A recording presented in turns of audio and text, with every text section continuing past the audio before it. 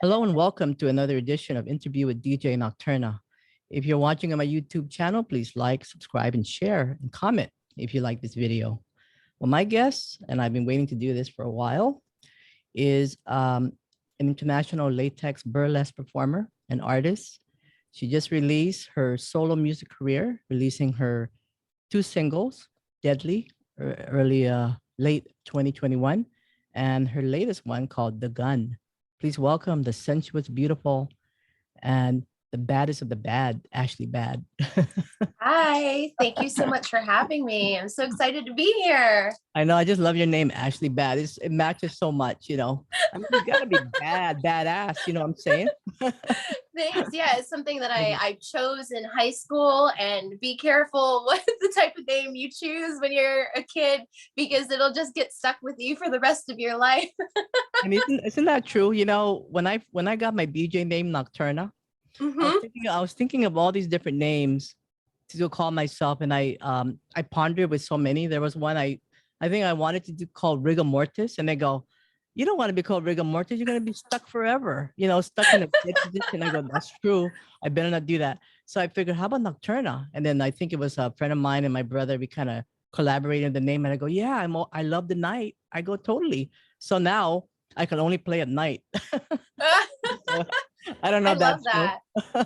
I think But Nocturna is a very pretty one. I also had like another name that I chose, like Lilith Laudanum. It was the most goth thing you I know, could come up with. yeah, no, I love Ashley Bad. It totally matches your name, and it's so easy to say and to remember. So Thank it's a good you. name. So I know you just launched your solo music career and with two singles on Cleopatra Records, which I just love to play. And then but before that, you know, before all of this, I know you started out as an international latex burlesque performer, and you've been very successful at that. Can you tell us about how that all began? So I started out just as any other person that was in the scene. I was going out clubbing underage, and I was trying to escape like a suburban lifestyle. I grew up in New Jersey, 15 minutes over the George Washington Bridge, and all I wanted to do was just escape to nightlife. I felt very out of place. It was an all girls Catholic academy. So I just wanted to break free of that. And I always wanted to be an artist. I always had an interest in making music. And the crowd that I was, this very tiny crowd that I was running with, was the only two goth girls in school. So we were trying to escape this lifestyle, because there's no individuality when you're in a school where you have to wear uniforms. So the seed was planted very young, you know, days of the later days of MTV, what was left of MTV and alternative music, you know, watching bands like Nine Inch Nails and Skinny Puppy and wanting to be a part of that lifestyle. So it started, I was very young. I was about 18 when I was sneaking into clubs. And one thing led to another, where I started to see women in tight latex clothing out in clubs. I was dating a guy who was an event producer in New York City. So I was exposed to all of these different amazing clubs. And I just saw all of these beautiful women in outfits that I had only seen on MTV. So I started to talk to different designers, and I said, I'd like to be a part of this. How do I become a part of this? So I did a little bit of modeling here and there, but of course I was really young. I was unknown, and I was working really hard to try to be a part of it. And I ended up getting a job with one of the designers just as a crafter. So she said she just happened to also be in New Jersey where she did her designs. The company's called Latex Nemesis. This was a couple years after me getting a little bit older. I was like about 20 at this point, 21. And I was just like really lucky to have met her. And she introduced me to the whole latex scene, and I started to craft. I started to make and design outfits. And I worked for her for a few years. And one thing led to another, where I was like, wow, I have this really amazing skill. I want to put it towards performance. So I was designing and making latex clothing. I was being referred to other designers in New York City. I was putting together outfits. And I decided, well, this is the perfect opportunity to apply it to dancing. So that went into creating burlesque performances. So that was the next phase of my life, doing burlesque and traveling with my partner at the time, who was producing events, which opened up a lot of opportunities for me. So we would travel together, and I would do burlesque shows in different places, and slowly kind of move up the ladder of, being the opening act to being, the headliner in burlesque clubs. Oh, And after that, I actually had a really bad knee injury. So I was out of commission for several months. I had 2 different knee surgeries on my left knee, which left me bedridden. And my boyfriend at the time said, well, why don't you've been wanting to learn how to make music, and you like to write, there are all these different elements that you're really curious about. Why don't you take this time now to learn? So he set me up with my computer, my leg propped up, and he taught me how to use Reason machine. He gave me a small MIDI keyboard. And from there, I want to say this was like 2012, 2013. I just started to make music. I started to write. I started to create small beats. And I kept a lot of these songs hidden, and I didn't do much with them until quite a few years later. So a lot of people didn't know that I had been writing music. I've been doing a little bit of DJing for fun, but it wasn't until about 2 years ago now, when I had broken up with that partner, moved to LA for Lords of Acid, doing burlesque for Lords of Acid. And I showed a lot of my music to Mark, and he was like, this is really good. This is actually very good.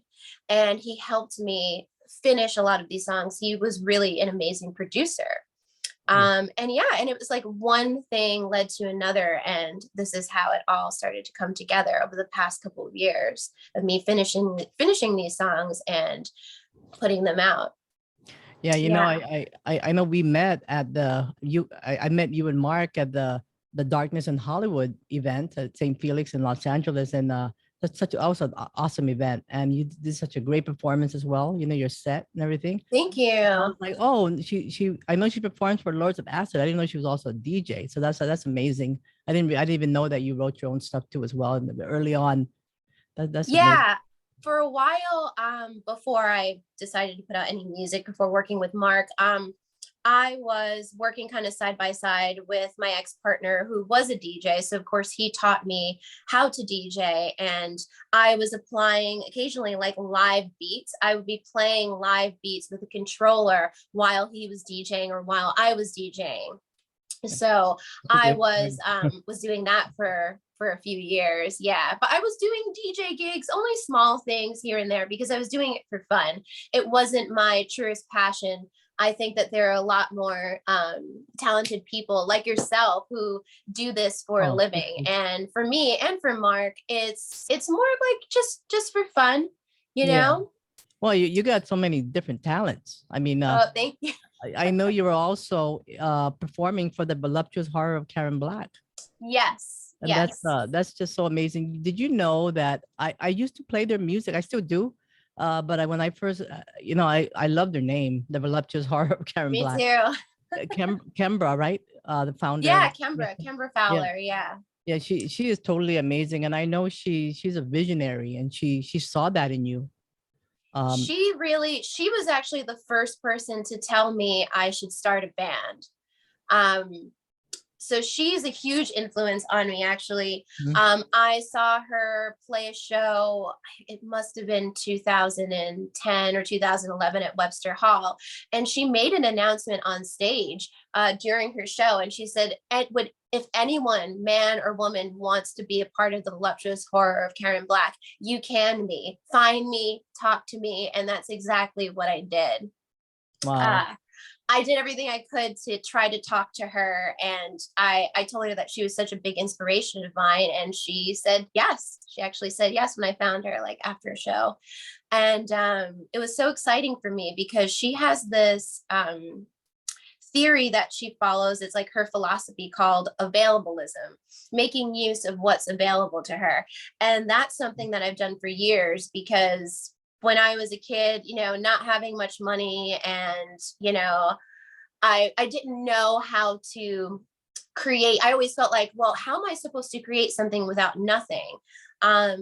She would literally just take what was near her as inspiration. It didn't matter what it was. She created something from, you know, she could be inspired by the glass that's sitting here or one of the pins on my jacket, and she could make something out of nothing. Whether she would build it, you know, she would fabricate it out of, you know, paper and plastic and whatever it took. And she would talk to the people that she knew. She would have her friends help her. And that's something that I really still stand behind. Just Yeah. because you don't have what other people have, who maybe have more money and more access, you do actually have a lot around you. And I love that theory. Yeah, she was definitely a visionary. I mean, just as the whole ambiance that she put out with the band, and just the whole concept. And you know, Yeah, finding other women. She's a strong woman, I she believe. is. And she's very Uranian. She's really out there, and that's what you got. That's what it takes, you know, to inspire other women. And Yeah. I really commend her and you for doing this. And you know, she was called the godmother of modern day shock art or something like that. Yeah. Yeah, I think that's Yeah. what she called herself. Yeah, yeah, you know, yeah. And I love Karen It's Black, you know, the it's funny actress. So because I don't find her shocking. It's like the mass media calls her shocking, you know, yeah, mostly because when that's she true. performs with the girls, you know, we're naked, but not really, because once we paint our bodies, you don't feel naked. It doesn't look naked. It truly is a form of art. So you know, it's kind of silly that the press calls her that, but that's Yeah, mainstream media, you know. totally. You know, I don't know if you ever you know, when I think of her and I think of all these women who are really out there, very unique and different, like Nina Hagen and Hmm. Wanda Gallus, you know, I think about this movie that came out back in the 80s, and you being raised in New York, you know, it was called Mondo New York. I don't know if you ever saw this movie. It was a movie. It came out in VHS back in the day. I had it in Mm. VHS. I had a friend who worked in a record store here named Keith Craven. He gave me the CD. Back in it, they had a music video, and the whole. It was directed by Harvey Keith. It was a documentary on New York artists, like Mm. underground artists who came on and performed, you know, this unique acts of stuff. You know, there was a band called Dean and the Weenies, and Phoebe Laguerre. I don't know if you ever heard of her, but it was an amazing video. I don't even know if that's I haven't, but I'd love to see it. Yeah.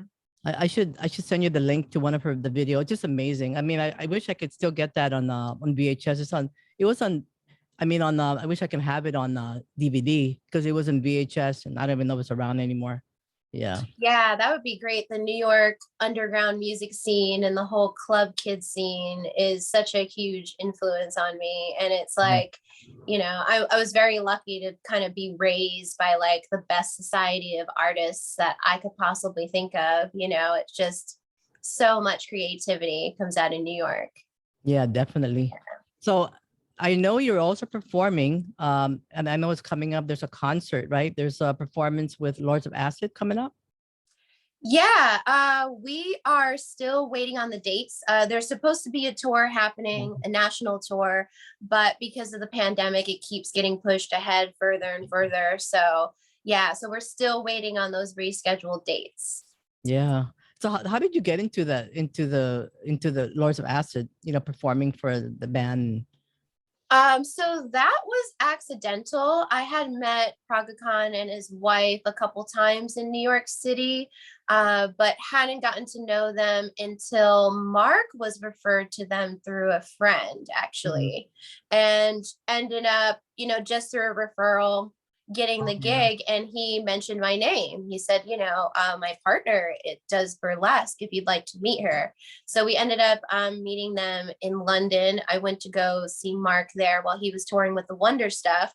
And yeah, and they liked what I was about and they liked my shows. So I ended up getting the gig. Yeah. Yeah. I always love the Lust album. I sit on Yeah, acid me in too. 1980s. That was like, I still play it. I still play Yeah. that song. I love everything on that whole. I mean, I love them. The whole band. It's just a great, very influential for me as well. So Same here. Same here. I really love you know, the overt sexuality of Lords of Acid, and I love a woman who owns her sexuality, and I oh like yeah, that Maurice Praga Khan gave, you know, all of these amazing singers this platform and this kind of opportunity to do that. yes, definitely. Yeah. I'm so grateful for them as well. You know, just putting out the uniqueness and the incredible music that comes out during that period, growing up and listening to that and playing it now, you know. Yeah. So now you release your solo music career, releasing Mhm. Deadly on Cleopatra Records. That came out like late last year. Is that right? Yes. Last year. Yep. And Well, actually, late last year, as in a few months ago, came out this past November. So yes, technically last year. mhm. And what was the inspiration behind that Deadly? So the inspiration behind Deadly, it's kind of a funny story. I wanted to create a goth song originally, and I had written the music for it, and I had Mark transpose it onto guitar, Mhm. and it started sounding very The Cure. It was very traditional, and I wanted something a little bit fresher. We ended up going, you know what, this is very old school, and we kind of want to bring it more into modern times. So we reworked it and made it a bit more electronic, so it kind of had more of this new gothic feel to it, and I wanted it to be a bit dancier as well. And during that time, actually during the entire pandemic, which is now stretched over a span of 2 years, we had really gotten hardcore into film noir. And I'd always been a film noir fan, but I had never had a partner who was also feeding into it and who loved the same kind of music as I did, and the same kind of movies, I should say. So I actually, from moving from New York, which is a very um, film noir kind of place. It's very dark city, and then moving to LA, which also is a huge, an even bigger influence on film noir. I just really immersed myself into the whole genre. Yeah. And we were watching films like Scarlet Street and Out of the Past and Detour. We were watching a lot of Fritz Lang's films, lots of tech noirs like Dark City, Blade Runner, which are all film noirs. Mhm. And while making the song, I something just clicked, and I said, you know what, this is something that heavily influences me, and it's dark, and this is a small little niche area that I feel like no one else is touching. So when I wrote this song, that's what I was inspired by. I was inspired by the film Kiss Me Deadly. Oh, Yeah. it's a So great song. thank you. Thank you so much. Yeah. So it comes straight out of all of these films that I've been watching and that I'm a fanatic of. Oh yeah, no, I totally can see that. And then now the second single, The Gun, was just released a few days ago, and I know we have an MGT pistol mix, which I really like. Uh, Um, it's a good job. And I know there's a video out, right, on that one, yes. The Gun. Tell us about the video and the making of the video. Yeah. So things all kind of fell into place. Vicente Cordero, he's worked with Mark before. He's worked with a lot of Cleopatra artists, and he kind of came through at the very last minute because we were going to shoot it ourselves or have like a friend of ours shoot it. And you know, he reached out to us just to say, hey, how are you guys doing? Merry Christmas. And he kind of jumped on at the very last minute and said, I would love to shoot this video. We sent him the song. He loved the song. I have a friend who works at Media City Studios where we shot it. We went Mhm. and scoped out these locations because, again, I wanted this kind of Blade Runner film noir kind of look to it. So it has a retro futuristic kind of space age look to it. We shot it on multiple sets at Media City Studios. And also at the last minute, I came up with the idea of hey, why don't we call up a few of our friends and see if they'd like to join us? So at the very, like, I want to say like a day or two before, we had John Siren, who's in IMX and Frontline Assembly. He was like, yeah, I love the song. I'll come drum. Matthew Setzer of Skinny Puppy, he showed up the day of, and it all just kind of came together, because Mark said, you know what, why don't I be in the video and play guitar? And that's how we kind of came up with all these ideas at the very last minute. I like it. The song is great. I love playing the song. It's a really good song. Thank And you. I love it when you have the gun and you Thanks. I mean, you gotta That have was the gun. Vicente's doing. The last music video that we did there was a reference to the gun, where it's just shadow play, and you don't know if there is a killer or if there isn't, and you're not really, the whole idea is that you're not sure what's happening, if she invited the killer or not sure. And this music video is actually a reference to kind of like an abusive, tumultuous relationship where your love is like the gun, which is it's not meant to glorify the gun or to romanticize the gun, but to make a point that it's a negative part of a relationship. Oh yeah. That's a good point. Yeah. Yeah, I really like the song. Yeah. When I first heard the song, I went, oh, it really hit me. Yeah. Good job. Thank you. I appreciate that so much. Yeah. Now, are you gonna be releasing another single or a forthcoming album in the future? Yes. So we're in talks with Cleopatra right now. We're figuring things out. We have another single coming up that's kind of a secret. But prior to that, we'll be putting out some remixes of the gun. So we're going to have like a remix compilation featuring bands like Imperative Reaction and Angel Spit, Spank the Nun, and Baby Magic of the band Hex. And so that that's an exclusive here where thank you. Yes. So I haven't talked about that yet, but that's going to be the next thing that's coming out. Yes. And we have another single after that. That's kind of a secret, but it will be premiered maybe on stage at Dallas Fetish Ball, which is my next big show in a couple of weeks. Yeah. And we are talking about an album. So that should be coming up pretty soon. I'm looking for, I know there's an album brewing. I just know there is. So yeah. Yeah. So we're working on that right now. So the Dallas Fetish Ball is on February 18, 19? 18, 19. Yep. Okay. And then do you have other events coming up besides that? Isn't there another one in LA? Yes. I'm doing Phantasmagoria with Danny Devine, actually. I should have my list up here, to be honest. No, okay. Yeah. I mean, I have it, but I don't know. I don't want to say anything if I'm not sure. Yeah. No, I have that coming up later in the month as well. I have all of my dates coming up right now. Yes, I'm doing Phantasmagoria. I'm doing EBM Day. EBM Day? When is that? Yes, so I will tell you right now. Because we celebrate. EBM Day is the 24th of February, and that's live on Twitch, so everyone can check that out.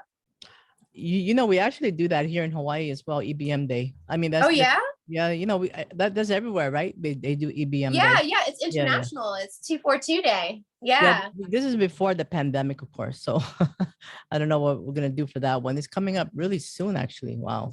So much. I mean, the pandemic has, retarded anybody from doing anything, but over here in Hawaii. But I'm hoping we can go back into the clubs and start putting out events again. Yeah, I hope so too. It's slowly coming back. It's been hard because of Omicron, and I've been really hesitant in traveling, and I've been really trying to pick and choose what it is that I do. And I understand that for attendees, it's the same thing. A lot of our friends who feel the most comfortable are people who have already had, the most recent strain of COVID. I'm vaccinated and double, triple boosted. And luckily I have not had COVID at all Good. over these past couple of years, which also kind of makes it scary because I do feel like anytime I go out is that chance, you know. So I completely understand what everyone is going through. There's a lot of fear, you know, but Yeah, at the same hopefully. time, you need to live as well. And Right. That's true. people miss being with one another. I know. I totally miss concerts and everything like that. So Yeah. I'm so glad you're doing it anyway, going out there and performing and keeping the scene going, you know. Uh and Trying, because I want people to be safe as well. So it's hard. It's hard. Yeah. so if anybody wanted to check out your website, ashleybad.com, Yep. ashleybad.com, and of course the singles are out in Cleopatra Records if anybody's interested in that as well. Yes. Yeah. Yep. All the information that you need is on ashleybad.com. But of course, you can find me at Miss Ashley Bad on Instagram and on Facebook, YouTube, you name it. I try to be everywhere. It's hard work. That's good. Well, anything else you wanna announce or anything we missed? I think that's it. Yeah, I have Dallas Fetish Ball coming up, EBM Day, also The Lords of Acid. Lords of Acid tour, which is going to be rescheduled. Yeah, so we are pretty much up to date. Phantasmagoria is going to be in LA. Like I said, Dallas Fetish Ball is in Texas. So that's the next few things that are coming up for me. Yeah. Yeah. And I'm sure there'll be more coming up. You just have to check you out on your website. Yeah. Yes. And then you also That's got some clothing line over there, right? On your website. You have a store. Oh, yeah, I have merch. I have 2 t-shirts. If anyone is interested to check them out. We donate a small amount of the proceeds, like 10% goes to Planned Parenthood because I care a lot about women's reproductive rights. And I also have 2 cat t-shirts. The line is called Bad Cats. And we donate 10% of the proceeds to TNR and to our local rescue. Oh, that's sweet. Yeah. Oh, thank you. That's beautiful. Thank Well, you. it's an honor to have you. Thank you so much for joining me and being my guest. And Thank you. I look forward to seeing you again, seeing you and Mark. And congratulations with the singles. And I'm looking forward to the album. Thank you so much. And hopefully we will make it over to Hawaii at some point soon. Yes, I hope so. But Yeah. we'll talk about that right after I turn this off, and then we'll talk a little bit more.